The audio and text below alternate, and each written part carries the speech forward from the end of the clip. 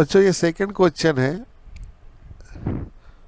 और बहुत इम्पोर्टेंस है। ये आपके एग्ज़ाम में आ सकता है और आता ही है बच्चों, इसे संगे संग तैयार कर लेना है। पहला है पब्लिक कंपनी और प्राइवेट कंपनी के बीच में क्या डिफरेंट है। बच्चों इसमें से 3 क्वेश्चन बन सकता है। कल एग्जाम में आ गया पब्लिक क्वेश्चंस, पब्लिक कंपनी का फीचर बताओ, तो पब्लिक कंपनी के बारे में ये 5 पॉइंट लिख दो। प्राइवेट कंपनी का फीचर बताओ, तो प्राइवेट कंपनी के बारे में 5 फीचर लिख दो। तो इसमें से क्वेश्चन तो आना ही है बच्चों, तो इसको अच्छे से तैयारी करना चाहिए आपको। तो इसके हम 5 पॉइंट को लेकर डिस्कस करते हैं और आप ये 5 पॉइंट को कॉपी में ज़रूर नोट तैयार करें। आप चाहें तो इसको कॉलम वाइज कॉलम बना के भी तैयार कर सकते हैं, और कॉलम बना के तैयार करना अच्छा रहेगा। ऐसे कॉलम खींच लेना बच्चों, जैसा हम क्लास में सिखाए थे मॉर्निंग में आप लोगों को।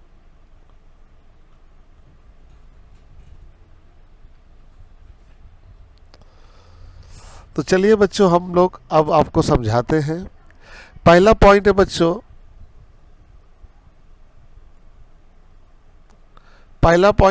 Number 1, number of member.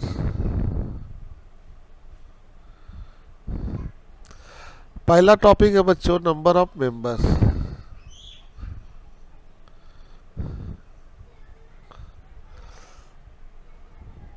Number of member का मतलब है कंपनी में कितने लोग मेंबर बन सकते हैं। तो ये तो फीचर में बताए थे कि प्राइवेट कंपनी में कम से कम 2 मेंबर बनना होगा और मैक्सिमम मेंबर 200। बच्चों उसको याद कर लो, ये एमसीक्यू में बहुत ज़्यादा आती है। प्राइवेट कंपनी में कम से कम 2 मेंबर तो होना ही चाहिए बच्चों, और मैक्सिमम मेंबर होना चाहिए 200। लेकिन पब्लिक कंपनी की बात करें ना बच्चों, तो वहाँ मिनिमम मेंबर 7 होनी चाहिए। पब्लिक कंपनी की मिनिमम मेंबर 7 होना चाहिए, और मैक्सिमम मेंबर जो होनी चाहिए वो होनी चाहिए अनलिमिटेड। तो ये बातें याद रखो। दूसरा है transfer of share. Share transfer करना, जैसे मान लो हमारे पास शेयर है, ए बी को दे सकता है, बी सी को दे सकता है। प्राइवेट कंपनी में नहीं पॉसिबल है। प्राइवेट कंपनी में शेयर ट्रांसफ़र नहीं कर सकते हम। अगर शेयर आपके पास है तो आप ही को पास रहेगा, आप किसी और को शेयर ट्रांसफ़र नहीं कर सकते हो। लेकिन पब्लिक कंपनी में आप शेयर ट्रांसफ़र कर सकते हो, इसमें पॉसिबल है। तो ये हो गई हमारी second topic, share transfer. Private company के पास पावर नहीं है, यानी कि आप इसमें शेयर फ्रीली ट्रांसफ़र नहीं कर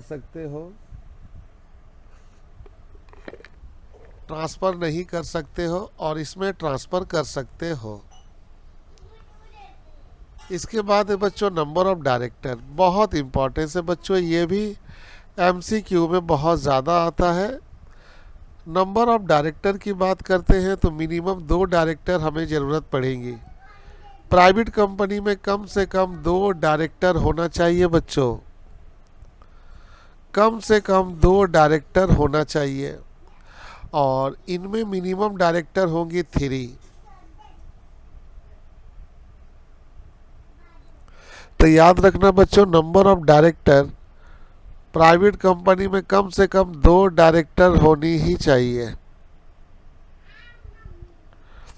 और पब्लिक कंपनी में कम से कम 3 तो डायरेक्टर होनी ही चाहिए बच्चों।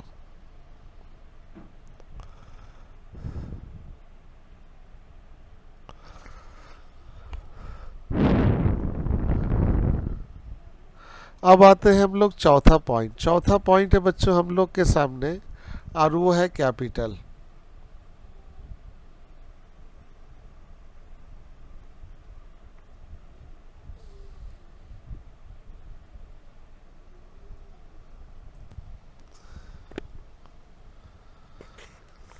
चौथा पॉइंट है बच्चों, और वो है कैपिटल।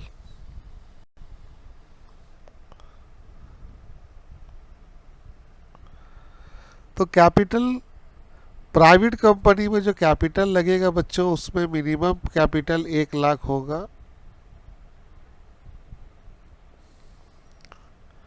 पब्लिक कंपनी में मिनिमम कैपिटल 5 लाख होगा। ये बातें याद रखो।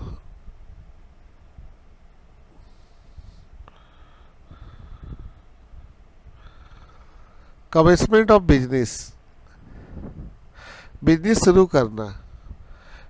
प्राइवेट कंपनी अपना बिजनेस शुरू कर सकता है अगर उसको सर्टिफिकेट ऑफ इनकॉर्पोरेशन मिल जाता है। सर्टिफिकेट ऑफ इनकॉर्पोरेशन का मतलब होता है बेटा रजिस्ट्रेशन कंप्लीट हो जाना, तो वो अपना बिजनेस शुरू कर सकता है। कौन सर्टिफिकेट पाने के बाद? Certificate of incorporation. लेकिन पब्लिक कंपनी के लिए जो सर्टिफिकेट चाहिए उसका नाम है सर्टिफिकेट ऑफ कमेंसमेंट। ये जब तक नहीं मिलेगा वो बिजनेस शुरू नहीं कर सकता।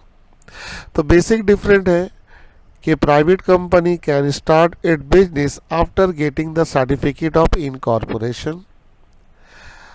Public company can start the business after getting the certificate of commencement. इनमें सर्टिफिकेट ऑफ इनकॉर्पोरेशन चाहिए और इनमें चाहिए सर्टिफिकेट ऑफ कमेंसमेंट। तो इस टॉपिक को आप 2-3 बार देख लो और कर लो, और फिर मैं एक जब क्लास लूँगा बिजनेस स्टडीज़ का अलग से, तो आप अपने क्लास में इस सभी चीज़ के ऊपर एक बार डिस्कस करा लेना। तो इसको रिकॉर्ड करना बेटा, आने का चांस है।